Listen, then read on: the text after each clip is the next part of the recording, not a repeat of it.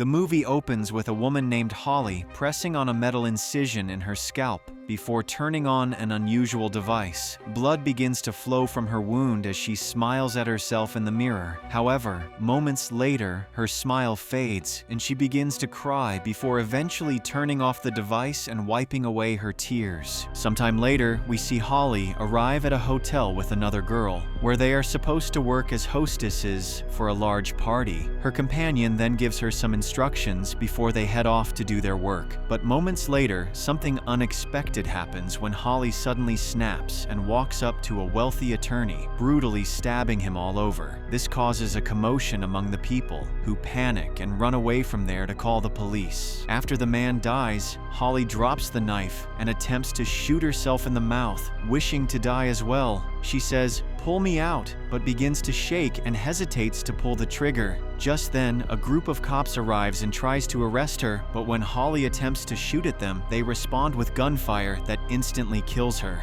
The scene then cuts to a lab, where we see a woman named Taja connected to a machine.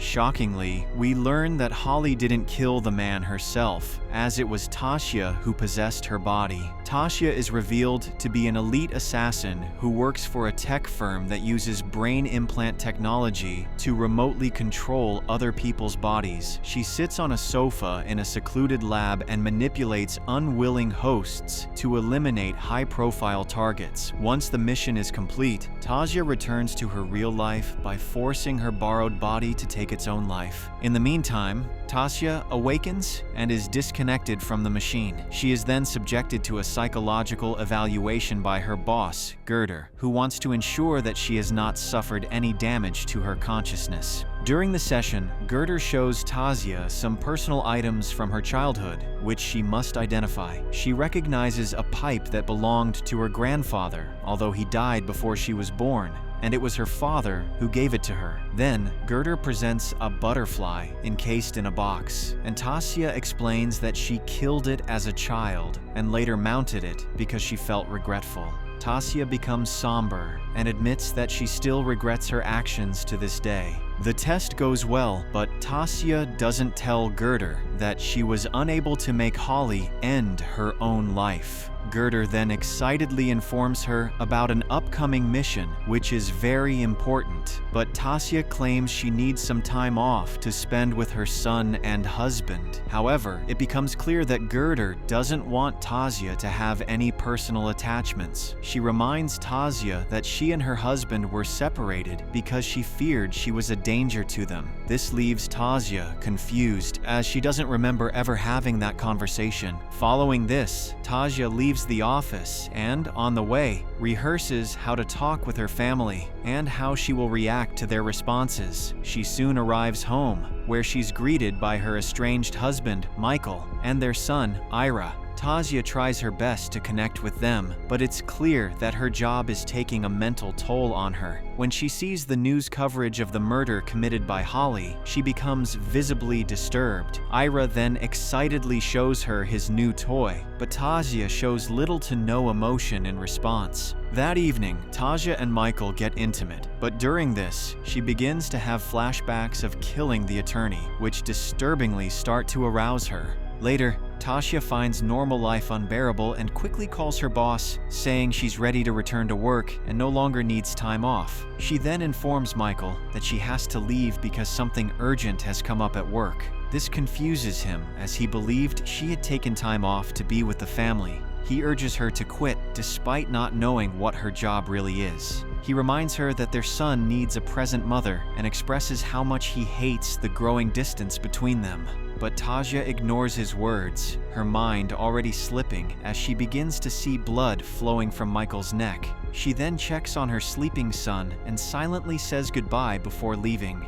Long story short, Taja returns to the company, where Girder reveals that she's considering Taja as her potential replacement since she is getting old. Taja responds with excitement, saying it would be an honor to take over her position. Girder then questions her about why she repeatedly stabbed the attorney when she was only told to shoot him quickly. Taja doesn't respond, but it is clear that she derives disturbing pleasure from these killings and inflicting pain on her victims. Next, Girder Girder assigns Taja a new mission: to assassinate a wealthy conglomerate named John Parse, who owns a major data mining company called Zoo.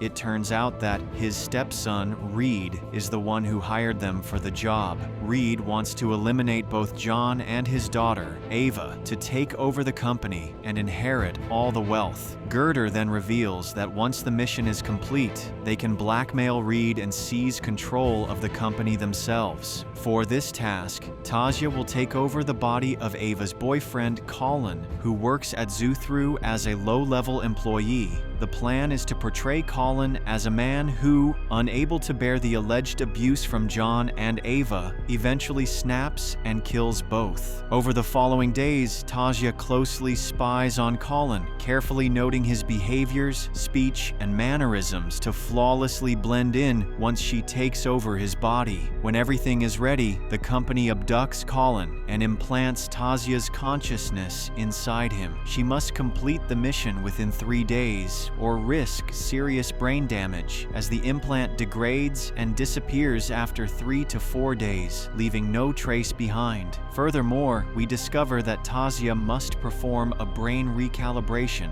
through an incision to maintain control of the host's body, just like we saw her do with Holly at the beginning. In the next scene, Taja wakes up in Colin's body beside Ava. She immediately feels something off, as the synchronization between Colin's body and Taja's mind isn't seamless. Despite Girder's probing questions, Taja deliberately keeps this flaw hidden. She does her best to adjust to life as a man, but Ava immediately notices changes in Colin's behavior. Ava asks if everything is okay, and the fake Colin assures her that all is fine and she shouldn't worry. Later, Colin goes to Zoo, where he meets his friend Eddie, who brags about the girls he slept with the night before. But Colin doesn't show much interest and heads to work, which is reviewing home video streams and tagging curtains that appear in the footage. Tagging involves identifying and labeling household items captured on camera. It's clear that John has little regard for Colin and has deliberately assigned him to this tedious, low-level job as a show of disrespect. Meanwhile, Taja begins to experience strange phenomena while inside Colin's body, including seeing things that aren't there and briefly losing control. She also experiences increasingly vivid hallucinations and brief blackouts that leave her disoriented. It turns out that Colin is beginning to resist the takeover, pushing back against her control from within. While returning home from work as Colin, Taja passes by her house and notices her husband and child through the window from a distance. The sight causes her to hesitate to do this job, but she knows there is no turning back and that her mission must continue. When Colin returns home, Ava is visibly worried since he's late, but he reassures her that everything is fine. Colin then joins Ava and her friends at a party, celebrating one of them getting promoted at Zoo. The girls begin teasing Colin for holding such a low-level job despite being the boss's future son-in-law, which makes even Taja feel bad. But Ava stands up for him, saying her father is a cruel man who deliberately tries to make her boyfriends suffer. Feeling overwhelmed by the party, Colin slips away to the bathroom to gather himself. There, he's approached by one of Ava's friends named Rita. She gently asks if they can be friends again, assuring him that Ava wouldn't have a problem with it. Colin agrees, and a pleased Rita suggests they should catch up once she returns from Chicago. After the girls finally leave, Ava approaches Colin and asks if everything is okay. Noting that he's been acting strangely lately, she tells him that if the job is making him miserable, he's free to quit, and she wouldn't mind. However, Colin reassures her that he's fine, and the conversation ends with the two becoming intimate. The next morning, Girder checks in with Taja to make sure everything is under control. Despite the ongoing hallucinations and blackouts, Taja assures her that she's fine, which seems to reassure Girder. She then reminds Taja to perform her daily frequency recalibration, which involves pressing the incision on her scalp to maintain control. That night, a lavish party takes place at John's house, where Taja is tasked with assassinating him. Girder instructs her to provoke Colin into a public argument to create a motive for the killing. As expected, John turns out to be an arrogant man and humiliates Colin in front of the guests. Colin then indulges in heavy drinking and rudely insults John while confronting him about years of abuse. Ava tries to calm him down, but he pushes her away and hurls derogatory names at her. The confrontation escalates into a chaotic scene, forcing security to intervene and escort Colin out of the house. Sometime later, after the guests have left, Taja, still in Colin's body, quietly slips back into the house, clutching a sharp rod. She approaches a drunken John, who orders Colin to get out of his house. Although she was supposed to kill him with a gunshot, Taja instead unleashes a brutal and disturbing assault, beating him mercilessly with the rod.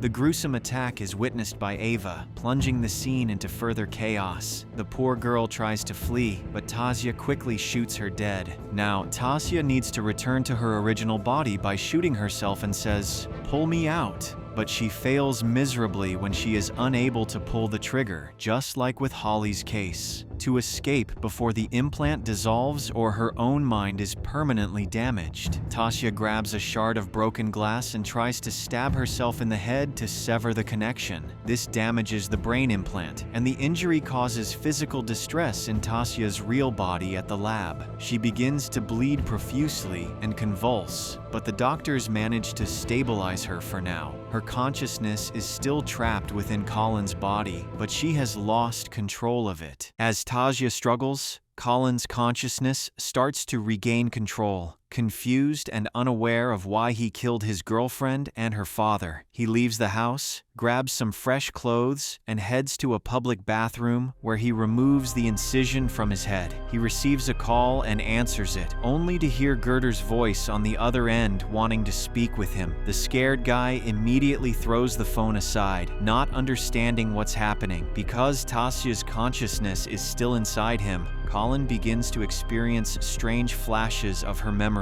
A confused Colin then shows up at Rita's home, where she warmly welcomes him, as she's clearly fond of him. She mentions she's preparing to leave for Chicago, and Colin asks if he can stay for a few days, claiming he's having problems with Ava. Unaware of the horrific events from the previous night, Rita kisses him and heads to the bathroom to shower. But unfortunately for Colin, Taja briefly regains control of his body. She then follows Rita into the bathroom and coldly shoots her in the shower for no reason. To make matters worse, Taja learns that John is apparently still alive, meaning the mission remains incomplete. Suddenly, someone knocks on Rita's apartment door, which startles her. Taja hesitantly opens it, only to find one of Colin's friends, Eddie, standing outside. To her surprise, Eddie also works for Girder, though he is not an assassin and is in charge of tech support. When a field agent starts losing control of their host, people like Eddie are called in to fix the situation. Eddie then shoots Colin with a tranquilizer and begins the procedure to restore Taja's control over the body. During the procedure, Colin briefly regains consciousness and experiences a vivid, unsettling vision. In the vision, he sees himself entering the room and violently attacking Taja. He tears off her face, wears it like a mask, and gains access to her memories. He uncovers everything about her life, her family, and even her home address. Moments later, Colin wakes up in his own body, only to find Eddie lying dead beside him. In shock and panic, he rushes to the bathroom, where his heart sinks at the sight of Rita's lifeless body. He has a brief flashback of the murder and is horrified by his actions. Colin then grabs a gun, and Taja inside him uses her full strength to force him to pull the trigger. This conflict sparks a fierce mental battle, and Colin is now aware of her presence within his body. Now aware of Taja's personal life, Colin heads straight to her house and watches from a distance. He begins practicing how to speak to them, just like Taja used to do. Moments later, he comes across Ira and manages a brief conversation with the boy, whom he finds endearingly innocent. However, Michael is unsettled by the unfamiliar man speaking to his son and quickly calls Ira back inside. Sometime later, night falls, but Colin remains fixated outside the house and stalks the family.